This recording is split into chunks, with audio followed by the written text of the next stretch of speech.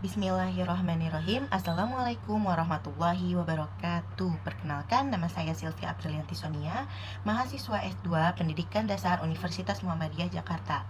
Nah, di sini saya akan meresum materi kelompok 5, yaitu mengenai pendidikan di sekolah dasar yang ada di Indonesia. Pembahasan yang pertama yaitu mengenai kualitas guru. Nah, Linda Darling Hammond pada tahun 2017 mendefinisikan kualitas guru sebagai sekumpulan sifat, keterampilan, dan pemahaman pribadi yang dibawa oleh seseorang individu ke dalam proses pengajaran.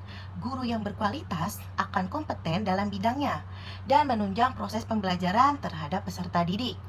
Selain itu, guru yang berkualitas memiliki ciri-ciri sebagai berikut. Yang pertama, mengembangkan sumber belajar. Yang kedua, menciptakan kelas yang kondusif.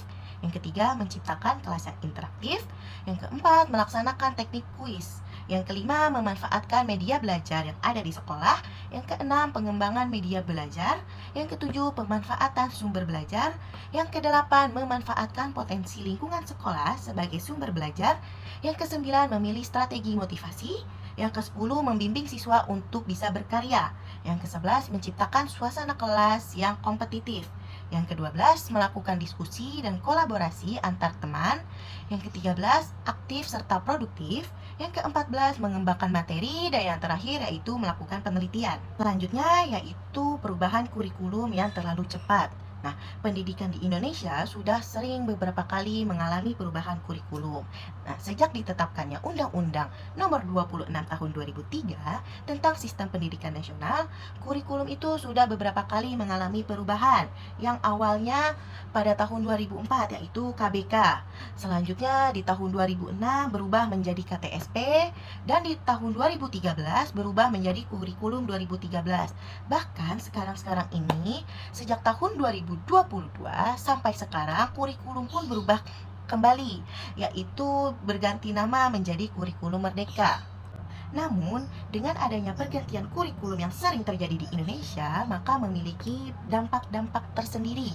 Yang pertama ada dampak positif, yang kedua ada dampak negatif. Untuk dampak yang positif, yaitu kurikulum baru itu dapat melengkapi kekurangan yang ada pada kurikulum sebelumnya.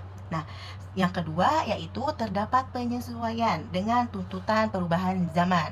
Nah, untuk dampak negatifnya yaitu yang pertama, tidak tercapainya target pendidikan di awal penerapan. Dan yang kedua, fasilitas yang kurang memadai. Yang ketiga, sosialisasi penerapan kurikulum baru membutuhkan waktu yang sangat lama. Pembahasan selanjutnya yaitu mengenai bahasa sosial. Bahasa merupakan suatu alat komunikasi yang dimiliki oleh setiap manusia untuk melakukan sebuah interaksi dengan lawan bicara. Nah, secara umum, bahasa sangat mempengaruhi intelektual, emosional, serta sosial pada peserta didik. Bahasa menjadi penunjang keberhasilan peserta didik dalam mempelajari semua bidang studi. Nah, khususnya di Indonesia yang merupakan negara dengan keanekaragaman suku dan budaya, tentu memiliki bahasa yang beragam. Akan tetapi di Indonesia memiliki bahasa resmi, yaitu bahasa Indonesia yang digunakan sehari-hari.